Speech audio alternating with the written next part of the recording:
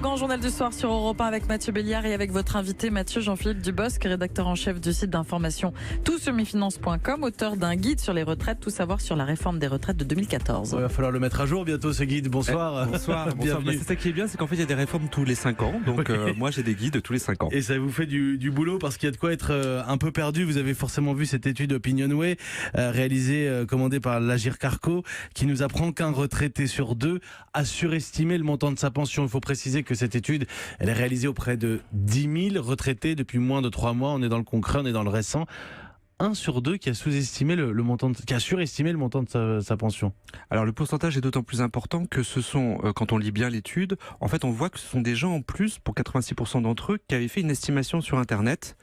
Il faut savoir maintenant qu'il y a des simulateurs en ligne publics gratuits qui sont très bien faits, puisque en fait ils partent de vos données réelles de carrière. Vous rentrez votre numéro de sécurité sociale, et donc c'est vraiment vos droits acquis qui sont pris automatiquement.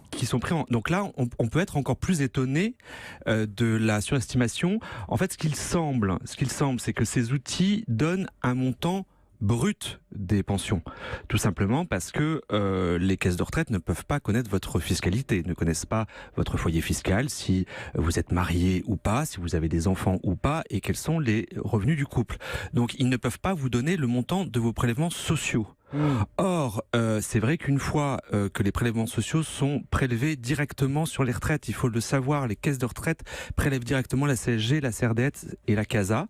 Et ben, ça peut faire, dans le cas des retraités à taux plein, une différence de 9,1%. Et vous avez dit le gros mot, évidemment, avec la CSG ces derniers temps, puisqu'on parle de retraités de moins de 3 mois.